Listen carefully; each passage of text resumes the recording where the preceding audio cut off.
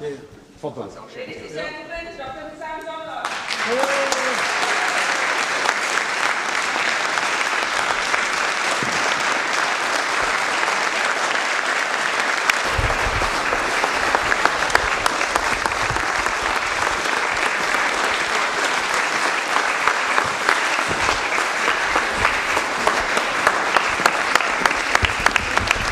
I don't have words to introduce this great man, our bride, Palestinians' bride, Gazan bride, the Dr. Husam Zomlot.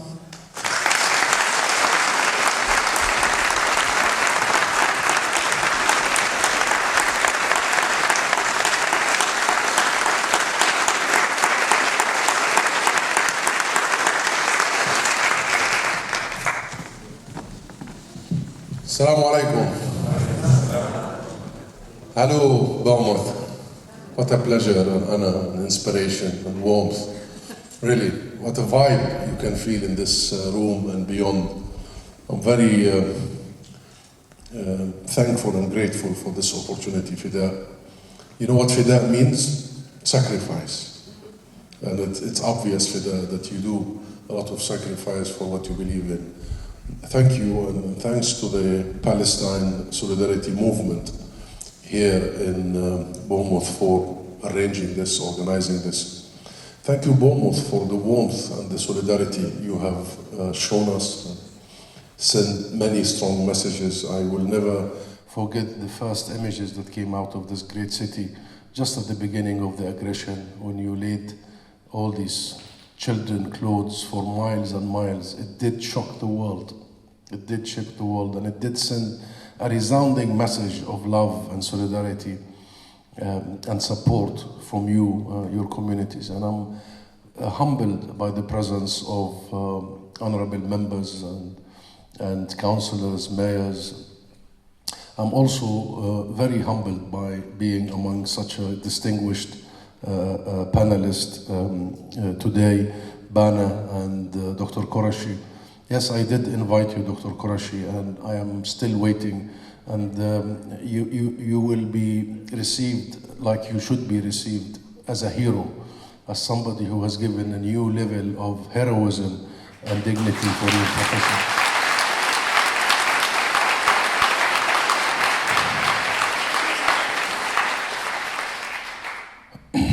So you have something from the state and the people of Palestine waiting for you in the Embassy of Palestine. But I'm also equally touched, moved by the presence of many supporters, friends of Palestine, and of our Palestinian community. I see many from the wonderful Palestinian community here.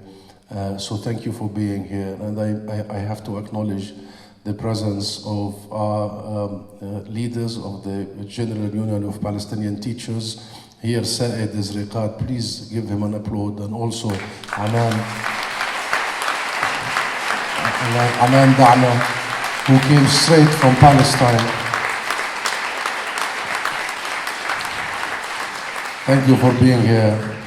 And the wonderful, inspiring lady right in the middle of the two men is Louise Reagan. And please, Louise has been such a staunch supporter of Palestine for years and years and years.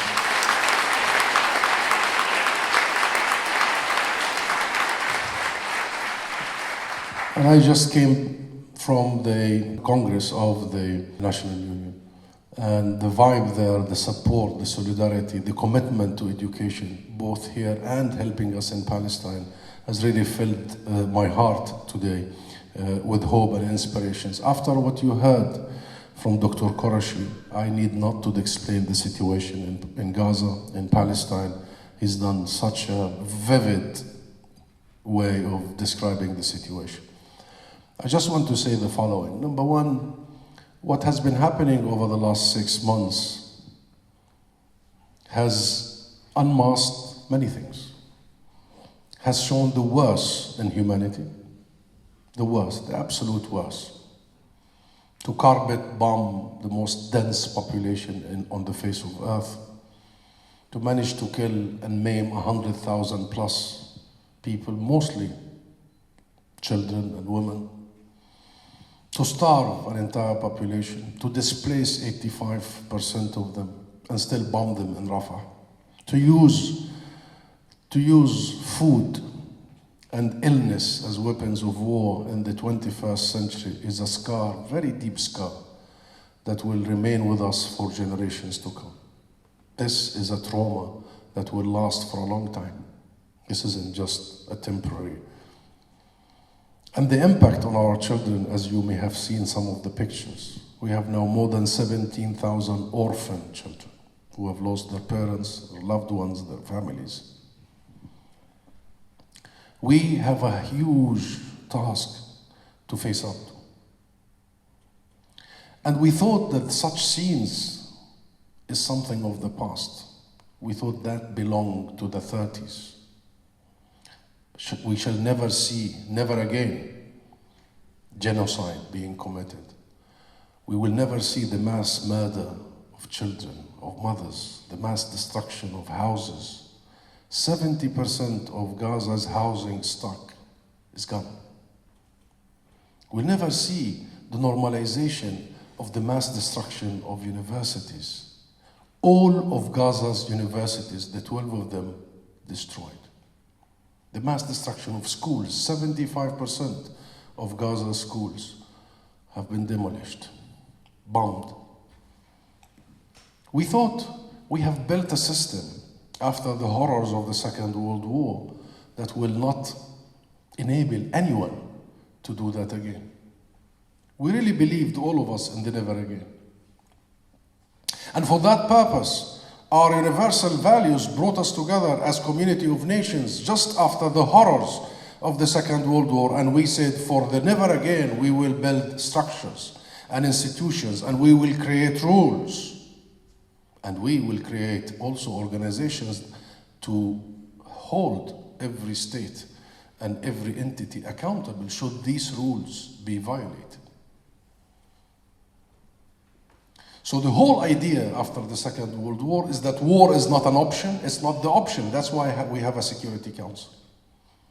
Should war be an option, there are rules for war. And you know what's the first rule? Occupiers, like Israel, has no rights. Occupiers have what? Responsibilities. They have got to provide for the people under their occupation. They've got to protect the civilians under their. So every politician, every Western politician who has used the pretext that Israel has the right to defend itself is complicit in the genocide that has taken place.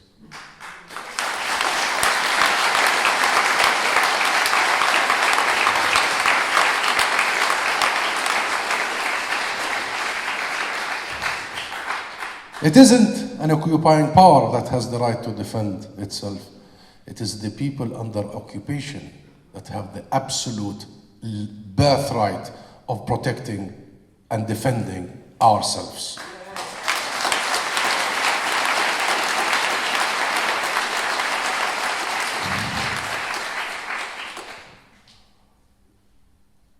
But as much as the last 6 months, the last 76 years, it's not just the last 6 months.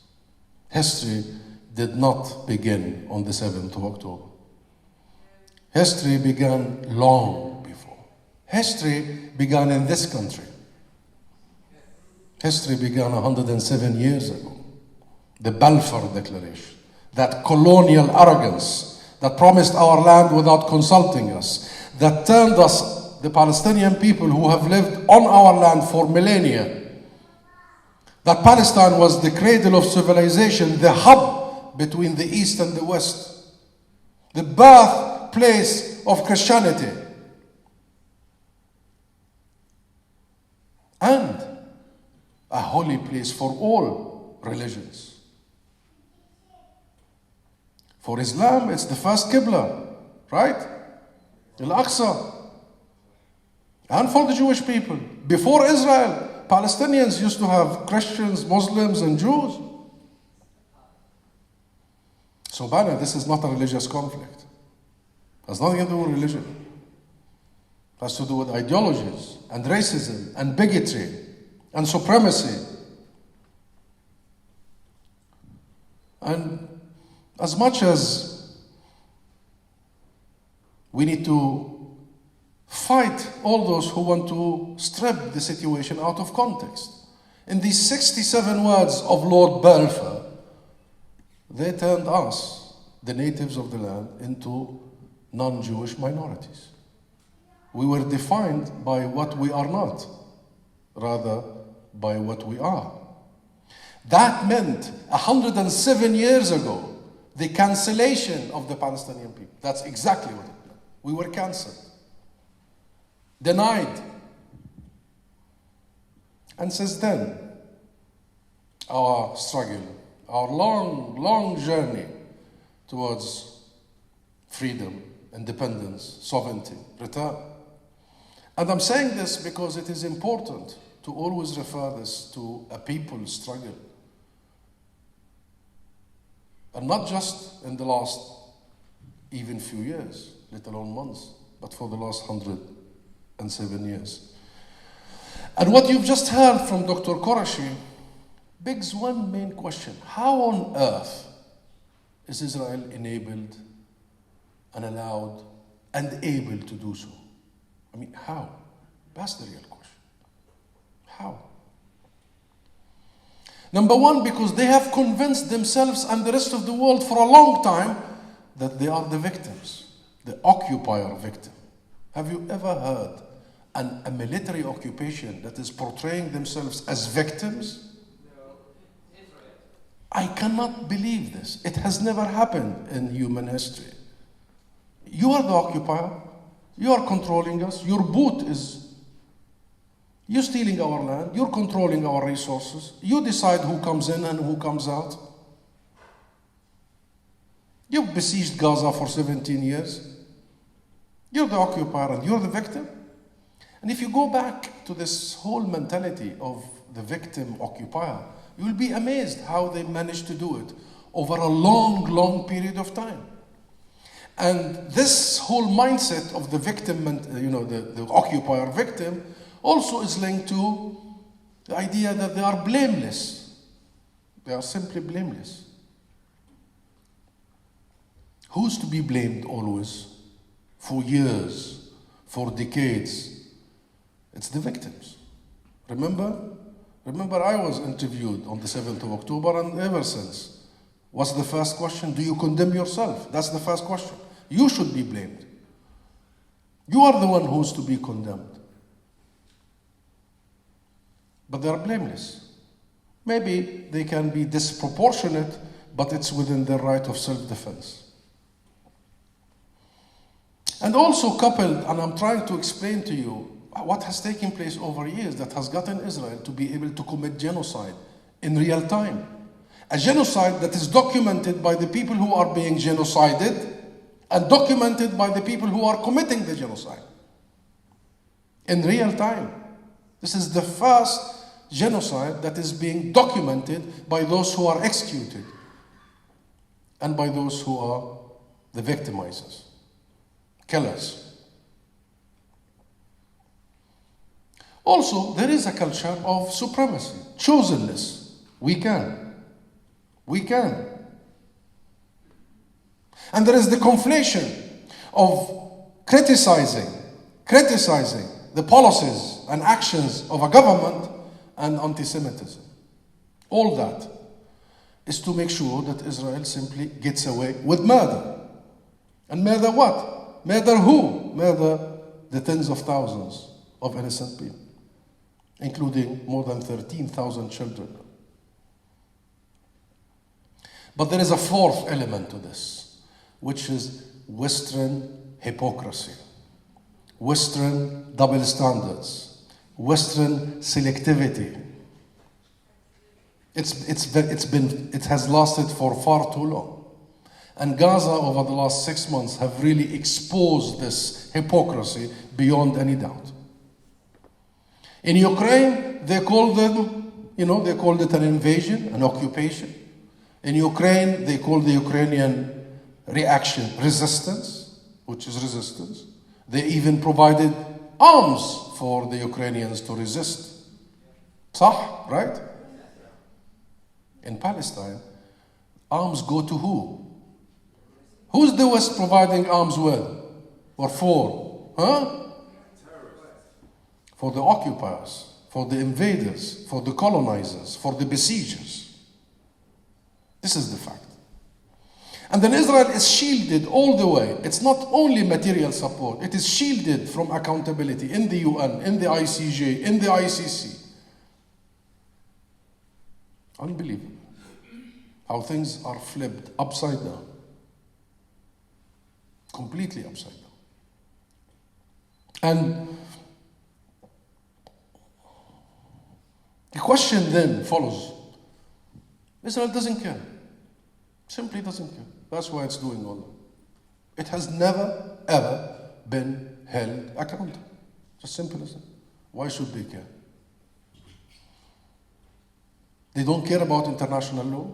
They don't care about our universal values. And the question is, how do we make them care? We need to make them care about international law. This isn't about Israel's existence. This is about Israel's behavior. We need to make them care about our common, shared, human, universal values. And we don't see any other alternative but one word to make them care, to make them pay attention to what the rest of us believe in, to make them part of international legality, not above international legality. No country should be above the law. No country should be the exception to the rule. Otherwise, the rule collapses. What is the basic definition of law? It is equally applied. If you have exceptions, it is no longer law. Can you imagine if a policeman here, catches you speeding, and then depending on your color or height or width, they will issue a ticket? No. They will issue a ticket because you have speeded, regardless of who you are. And to make Israel really pay attention and respect international law, there is one word, only one word, that will make them pay attention. That word is called sanctions. Sanctions. It starts with arms embargo, and this is not just a demand, this is an obligation upon every single country, state that is part of the international system, including the UK. Otherwise, the UK would be complicit directly in the genocide being committed. They must stop sending weapons to Israel. The US only last week approved an $18 billion worth of weapons to be exported to Israel. And I'm not so sure if Israel pays for it, by the way. I think it's part of the military aid. So arms embargo is a major thing to make Israel comply with even the will of its own allies, because it has literally defied the advice by its own allies. And by the way, the discussion about arms embargo is really becoming very serious here in the UK, and we need to push for it. Number two, what is this policy of labeling settlement products? You don't label illegal products, you ban illegal products. You ban all of the illegal products. Do you label the ivory products, for instance? No. Ivory products are banned completely because it's an illegal. Do I need to convince the UK government or any other government that settlements are illegal? They are not just illegal, they are war crime according to international law.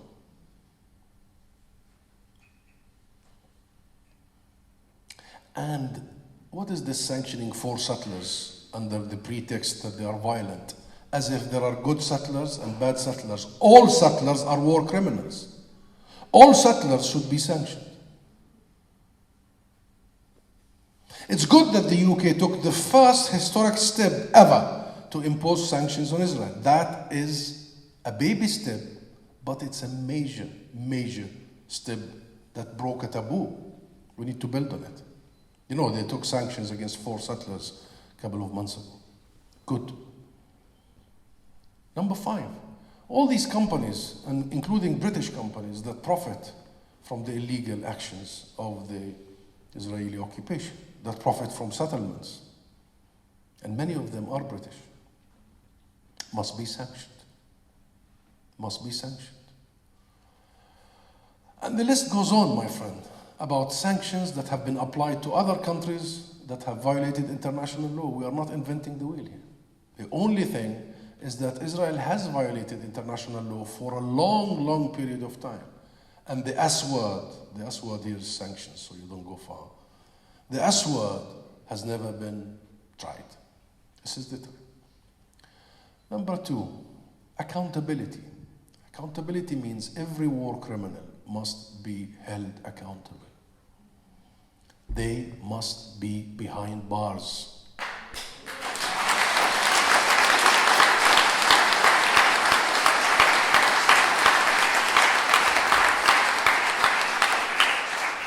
Justice must be served, my friends. And it's not just because we need and we must have justice for the people who have been killed and targeted. No, it's also because this is our deterrence. Because this is our never again. Because this is our way to make sure that never again we will allow for the mass murder of our children. Mass destruction of our properties, the complete annihilation of a population, the extermination of a population. And how do you do that? How do you make sure that this will not happen again? Either international protection and accountability, or we will have to build our own ability to protect ourselves. And so far, I'll tell you, from my heart, we are hoping that it will be international accountability. But if international accountability, and you know, we have a case at the ICJ, and now the ICJ, since last year, has admitted the South Africa's case, has accepted the South Africa's case, has ordered Israel to stop murdering, stop killing, stop destroying. Israel, of course, violated all the rules of the court, and has officially admitted Israel on trial for genocide. But it's also the ICC, the International Criminal Court, that's still dragging its feet until this moment, that should issue arrest warrants immediately to bring Netanyahu downward to The Hague.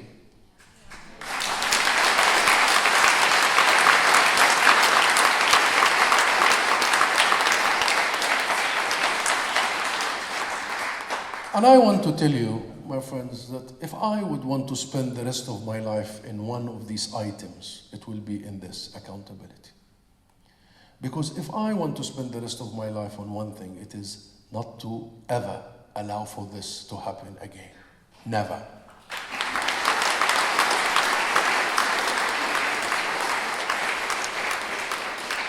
And I tell the world, and maybe this is the first time I say it, who keep saying a demilitarized Palestinian state, if you don't enforce accountability in The Hague on Israeli war criminals, our state will be militarized and will defend its people.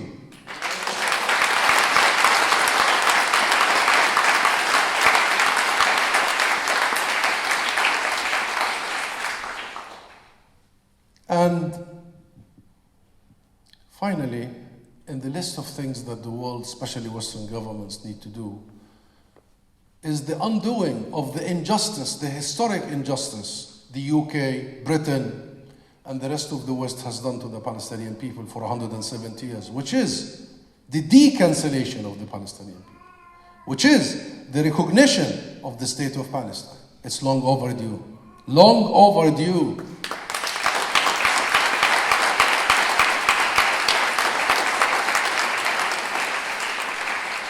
This isn't a gift. This isn't a gift given by Britain or any other country. This is our right. This is a right that I believe every day the UK delays such a decision, is every day it enables Israel to continue undermining any possibility for a solution, a political and legal solution. And I'll try to, because you've had a long day, all of us, and we've heard very intense testimonies. As much as the last few months and the last many years brought the worst in our humanity, has left us all with a scar, deep scars. deep scars. As much as we fear for the future, I fear for my own children. I have one of them here, Saeed. I fear for our children because I don't know where will be the next war. And I don't know who's going to learn what in the next war. I don't know what will be the impact of Israel's normalizing the images of the mass murder of children, or the mass starvation of an entire population, or the cut off of water and sanitations and electricity. Publicly, you've heard their intent with their hands moving, we are switching off everything. I don't know whose children will be next, whose universities and schools will be next, whose hospitals will be next. So this isn't just the fight or a struggle for the Palestinians only. This is a struggle for all of us. It is a struggle for the kind of the world we want to leave behind for our next generations. It's the kind of rules and values we want to protect and maintain. And by the way, our parents and grandparents did leave us with structures and rules after they have gone through the horrors of the First and the Second World War. What are we leaving to our children? What are we leaving? Destroyed international system, destroyed international rules. We're leaving them with an environmental crisis, with an economic crisis. But as much as the last 6 months have really shown the worst of humanity, it has also shown the best of humanity. The best of humanity. It has shown the resilience, the love, the solidarity of our people in Gaza and in Palestine. It has shown the heroism. Never in history, people were able to capture their own execution. They wanted you to know.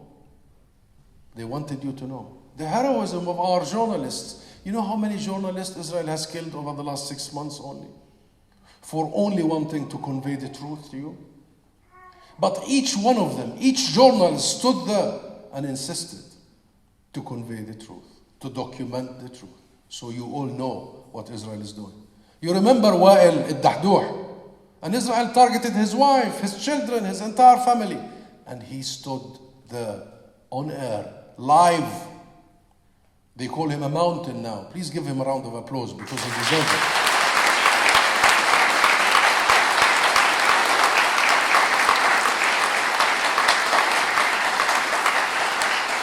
But many like Wa'il al-Dahdouh, many, our journalists, our doctors, our teachers who are now using the primitive materials in makeshift hospitals and schools and shelters to still teach our children. What Gaza has shown, what Palestine has shown, even universities in the West Bank, and I am part of an initiative by Birzeit University in Ramallah to give students in Gaza an opportunity to learn online, and it's called the Rekindling Initiative, and many other universities. It has shown our people at its best, because our people also are known for one thing, known historically, resilience. We have gone through this many times, unfortunately. Alas, we know how to recover. We know how to rise. We know how to survive. But we also want the world to survive this, not just us. Also, it has shown the best in humanity in terms of you. The millions upon millions of the people of the world. London and Bournemouth and all over, up and down the country. I mean, this is historic and unprecedented.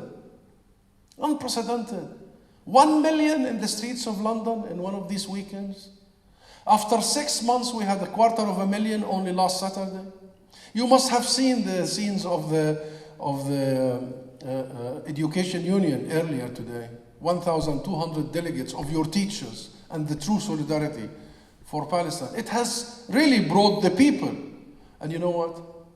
We care about the people more than governments, because it is the solidarity of the people who get us where we want to go.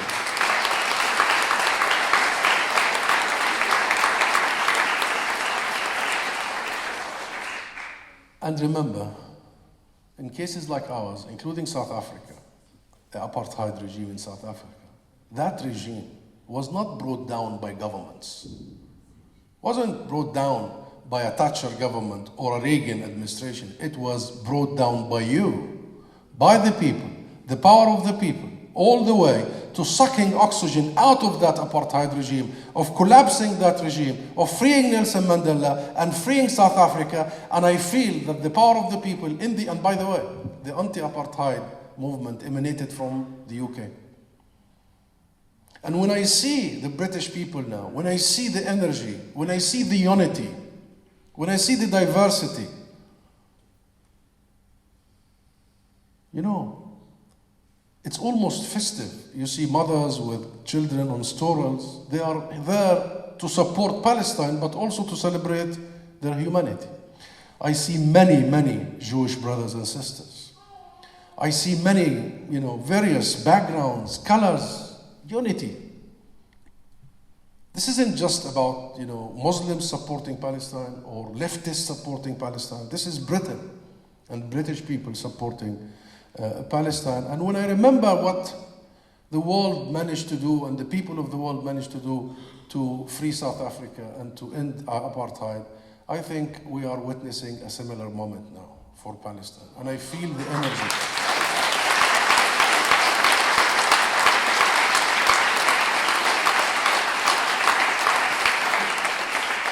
I feel the energy in this room. I feel the energy in this great city. I feel the energy in this country, and I feel the energy in the world. And I feel that, you know, this is the last mile to freedom. And I believe we will walk it together, inshallah. Thank you. Thank you very much. Thank you.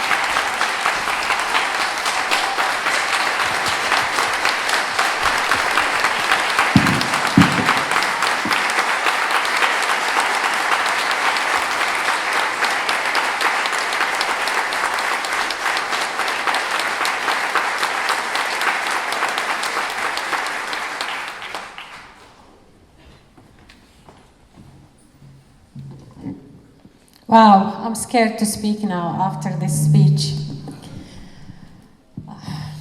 I don't know what to say. I think Dr. Husam always has the way to reignite a fire.